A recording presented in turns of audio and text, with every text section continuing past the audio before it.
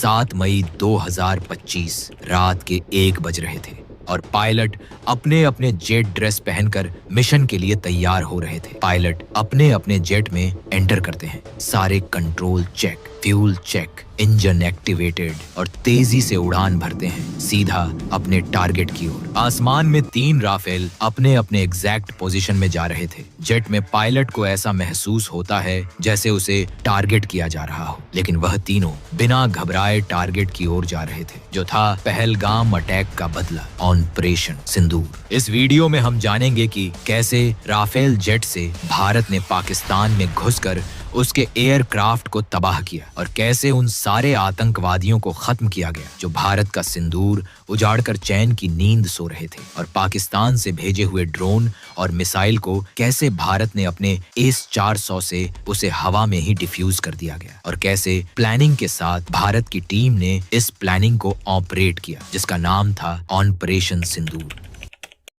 22 अप्रैल 2025 जम्मू कश्मीर के पहलगाम की वादियों में आम दिन की तरह सुबह हुई थी। टूरिस्ट तस्वीरें ले रहे थे, बच्चे हंस रहे थे, पर किसी को अंदाजा नहीं था कि कुछ ही पलों में सब कुछ बदलने वाला है। अचानक गोली की आवाज गूंजी, एक डरावना आतंकी हमला। 26 निर्दोष नागरिकों की जान चली गई। कहा गया कि अटैकर्स लोगों से उनकी पहचान पूछ रहे थे, उन्हें धमका रहे थे और डर का माहौल पैदा कर रहे थे। कुछ लोगों ने बाद में बताया कि उन्होंने चीख कर कहा था, जाकर कह दो मोदी से यह सिर्फ एक हमला नहीं था, यह एक साइकोलॉजिकल मैसेज था। पूरा देश सन्न रह गया। टीवी चैनल्स गरज रहे थे, ब्रेकिंग न्यूज लगातार चल रही थी। सोशल मीडिया पर सिर्फ एक सवाल ट्रेंड कर रहा था, अब क्या करेगा भारत? देश गुस्से में था, लोग सड़कों पर निकल आए, हर तरफ एक ही आवाज, जवाब चाहिए। उसी रात दिल्ली के साउथ ब्लॉक में एक हाई लेवल मीटिंग बुलाई गई। रूम के अंदर माहौल बिल्कुल अलग था, कोई शोर नहीं, कोई कैमरा नहीं, सिर्फ फैसला। प्रधानमंत्री नरेंद्र मोदी टेबल के हेड पर बैठे थे। National security adviser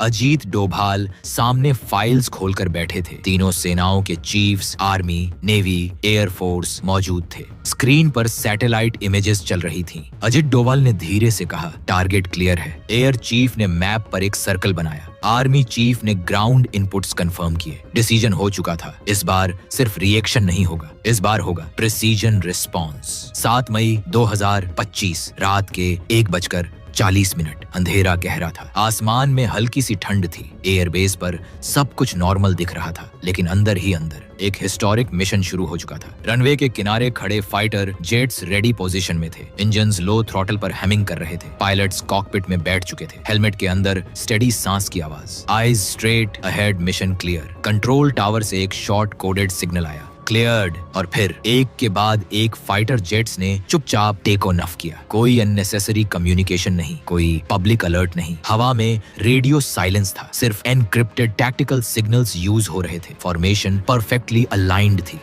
altitude calculated था, रूट प्री डिसाइडेड था। हर पायलट को अपना एग्जैक्ट रोल पता था। जैसे ही एयरक्राफ्ट ने बॉर्डर अप्रोच की, कॉकपिट स्क्रीन पर टारगेट कोऑर्डिनेट्स ब्लिंक करने लगे। टारगेट लॉक सिस्टम एक्टिवेट हुआ। Cross hair stable. ग्राउंड से फाइनल कंफर्मेशन मिला, टारगेट वेरीफाइड। 1 सेकंड का पॉज और फिर कमांड आई, फायर। मिसाइल्स रिलीज हुई। रात के अंधेरे में एक तेज लाइट स्ट्रीक हुई। High speed precision guided weapons अपने डिजिग्नेटेड कोऑर्डिनेट्स की तरफ बढ़ने लगे। सब कुछ सेकंड्स में हो रहा था। कंट्रोल रूम में स्क्रीन पर लाइव फीड चल रही थी। इम्पैक्ट काउंटडाउन 3, 2, 1 और फिर टारगेट्स हिट, एक के बाद एक confirmed strike. Total 9 designated locations neutralise की गईं। हर स्ट्राइक प्री कैलकुलेटेड थी, हर इम्पैक्ट जोन आइसोलेटेड था। Collateral damage 0। Mission timeline strict था, एंट्री से एग्जिट तक सिर्फ 23 मिनट। 23 मिनट में प्लानिंग का पूरा चैप्टर एग्जीक्यूट हो गया। स्ट्राइक के तुरंत बाद एयरक्राफ्ट ने कंट्रोल्ड टर्न लिया। रिटर्न रूट एक्टिवेट हुआ, लेकिन तभी पीछे से पाकिस्तान का एंटी क्राफ्ट सिस्टम एक्टिवेट हो जाती है। फिर PL-15 मिसाइल राफेल की ओर तेजी से आती है, लेकिन एक राफेल की जगह 2 राफेल दिखाई दे रहे थे। पाकिस्तान की PL-15 मिसाइलें भी कंफ्यूज हो जाती हैं कि एक राफेल 2 कैसे दिख रहा है। असल में राफेल में एक ऐसी टेक्नोलॉजी लगी है जो उसे 2 जैसा दिखाती है, जबकि हकीकत में वह सिर्फ एक ही होता है। इसे एक्स गार्ड डिकॉय सिस्टम कहा जाता है। इसे इजराइल की कंपनी ने खास तौर पर भारतीय राफेल के लिए विकसित किया था। करीब 30 किलो का एक डमी एयरक्राफ्ट असली राफेल के लगभग 100 मीटर पीछे उड़ता है। वह बिल्कुल वही रडार रडार सिग्नल प्रसारित करता है जो असली राफेल करता है। इसी वजह से पाकिस्तान के रडार पर एक ही जगह कई टारगेट दिखाई देते हैं। और मिशन के दौरान पाकिस्तानी पायलटों ने चीनी PL-15 मिसाइलें दागी, लेकिन वे सही निशाना नहीं लगा पाए क्योंकि उन्हें एक की जगह 2 विमान नजर आ रहे थे। इस कंफ्यूजन में मिसाइलें बेकार चली गईं। किसी को ऑफिशियली पता नहीं था कि क्या हो चुका है। बॉर्डर के उस पार कंफ्यूजन था, इस पार डिसिप्लिन। कुछ ही देर में फाइटर जेट्स सेफली वापस बेस पर लैंड कर गए। इंजन्स बंद हुए, पायलट्स ने हेलमेट रिमूव किया। नो सेलिब्रेशन, नो नॉइज, सिर्फ एक सेंटेंस, मिशन अकॉम्प्लिश्ड। सुबह होने तक दुनिया को ऑफिशियल स्टेटमेंट का इंतजार था, लेकिन स्ट्रेटेजिक सर्कल्स में एक बात क्लियर थी, यह एक calculated, controlled, air precise operation था। ऑपरेशन सिंदूर अब सिर्फ एक नाम नहीं था, यह एक मैसेज था। अगली सुबह भारत में सारे न्यूज चैनल्स पर तहलका मच चुका था। सारे लोग हैरान थे। उधर पाकिस्तान में अफरा तफरी मच गई थी। कई आतंकवादी गहरी नींद में ही खत्म कर दिए गए। मारे गए प्रमुख आतंकवादियों में यूसुफ अजहर, अब्दुल मलिक रूफ और मुदस्सिर अहमद भी शामिल थे। कुछ दिन बाद रात के 7 से 8 बजे के बीच पाकिस्तान के एक सीक्रेट मिलिट्री लोकेशन से अनयूजुअल एक्टिविटी डिटेक्ट हुई। फ्यूल ट्रक्स मूवमेंट में थे, लॉन्च पैड्स एक्टिव थे और फिर एक बैलिस्टिक मिसाइल लॉन्च की गई। उसी वक्त मल्टीपल ड्रोन भी एयर में भेजे गए। इस बार टारगेट था इंडिया। मिसाइल अंधेरे आसमान को चीर कर आगे बढ़ रही थी। ड्रोन लो एल्टीट्यूड पर स्टेल्थ मोड में मूव कर रहे थे। भारत में लोग अपने रोज के काम में बिजी थे। शहरों में ट्रैफिक चल रहा था, बच्चे घर लौट रहे थे। किसी को अंदाजा नहीं था कि ऊपर आसमान में एक नया खतरा बढ़ रहा है। लेकिन इंडिया का एयर डिफेंस सिस्टम, जो हमेशा एक्टिव रहता है, एक स्ट्रेटेजिक डिफेंस ब्लॉक से पावरफुल S-400 सिस्टम ऑपरेशनल था। रडार ने अचानक अनयूजुअल सिग्नेचर्स डिटेक्ट किए, high speed object, multiple aerial entries. System ने तुरंत ट्रैक लॉक किया। कमांड सेंटर में अलर्ट बजर बजा। Missile trajectory confirmed, drone swarm detected. Seconds के अंदर रिस्पांस ऑथराइज हुआ। S-400 के लॉन्चर यूनिट ने